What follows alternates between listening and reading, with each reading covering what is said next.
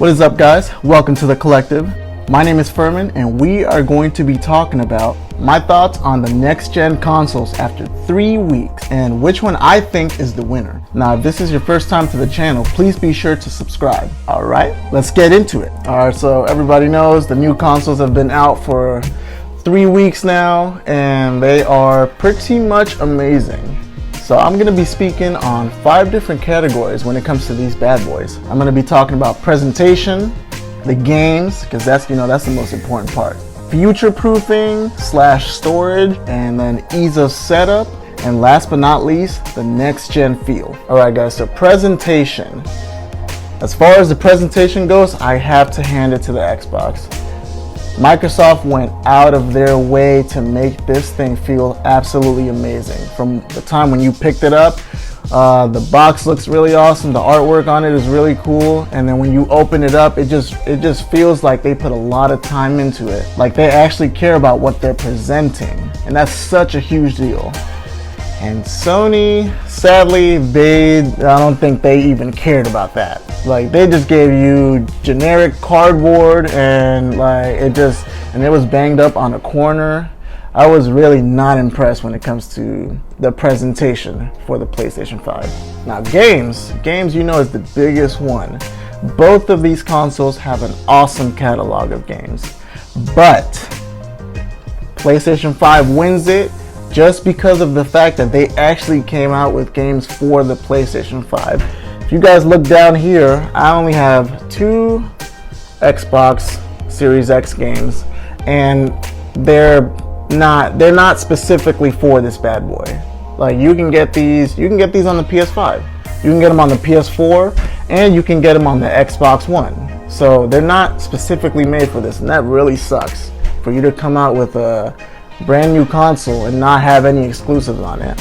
Now, the PlayStation 5, they came out with, I have at least 2 of them, and there's I believe there's Godfall also, but these are excellent games. Demon's Souls is a PS3 game, and they literally remade it from the ground up. It still feels the same, so you're still able to do a lot of the exploits and stuff, but it actually does feel like a next gen title.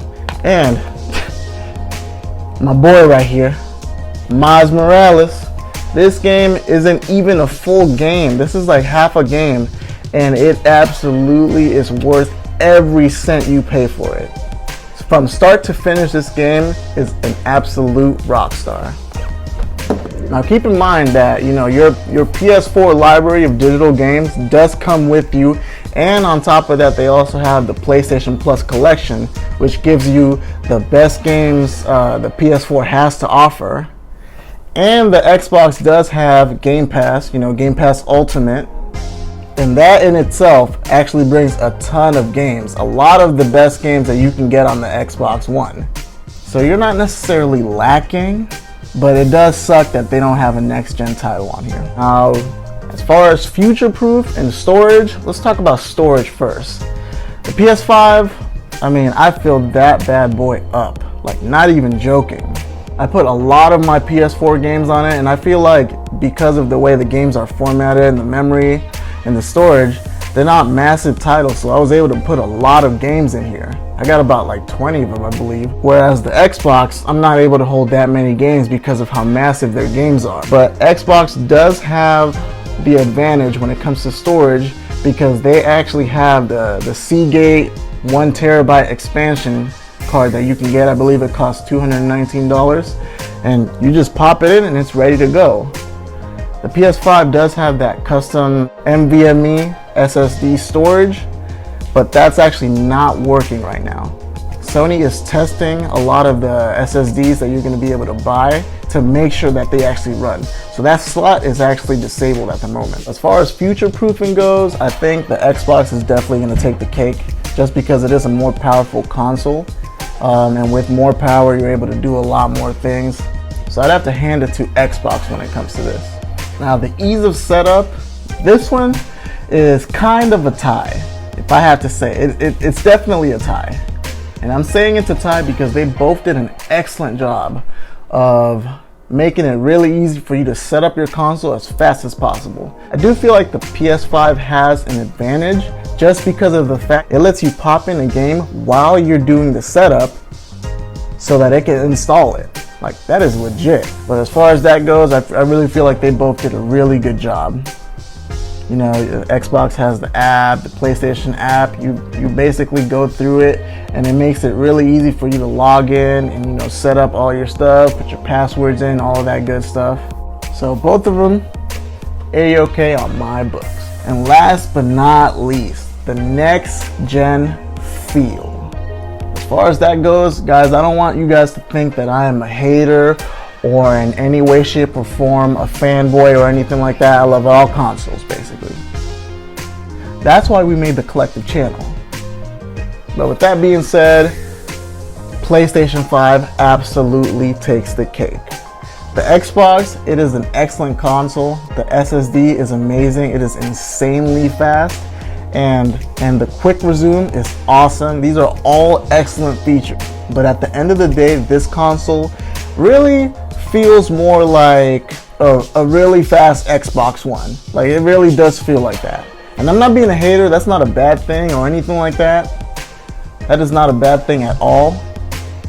I'm just basically saying it how it is. Like, it feels very similar to the Xbox One X, just a lot faster. And it feels like it runs the games better, which is pretty much what it's supposed to. Now back to the PS5 though. This thing is absolutely amazing. Like, it doesn't just play the games faster. It doesn't just do, you know, you're not just able to jump into games super quick. It's not just that. It's a lot more than that. And it's because of this bad boy right here. The DualSense controller. This thing is absolutely amazing. This thing right here is absolutely amazing. The new rumble, the haptic feedbacks, and the tension triggers. I absolutely love the tension triggers. Like, these are amazing. They actually let you feel like you're pulling, like if you're playing Call of Duty, it actually feels like you're pulling a trigger. And the left stick, you know, to aim, it's tighter. And because of that, like, you're able to have more versatility. It's able to feel a lot better. So I definitely think that the PS5 wins it when it comes to the next gen feel.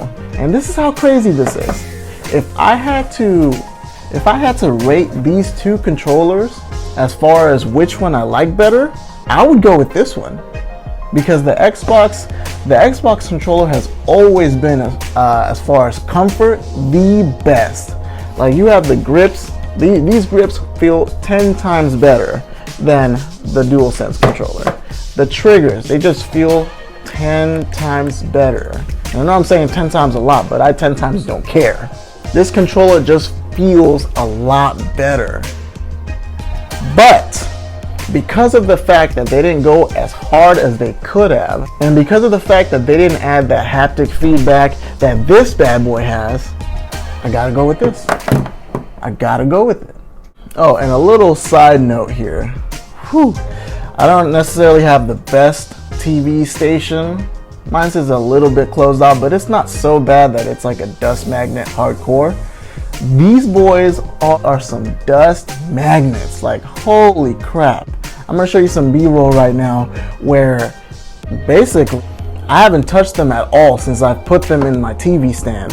And boy, are those things dust magnets. Like, this thing was just all covered. The sides of the PlayStation 5 and the sides of the Xbox were all covered in dust, and they were disgusting. And in the middle of the black part of the PS5 was extremely dusty. I was expecting that to be the worst part of it, but they were both like really dirty. So that's kind of a bummer. I don't know, maybe they need to come up with some type of material that doesn't collect dust, or repels dust or something like that. Alright guys, thank you for watching the video. If you can, please give it a thumbs up, drop a comment in the comment section and let me know what your thoughts are on the next gen consoles. And as always, we will see you on the next video. Peace.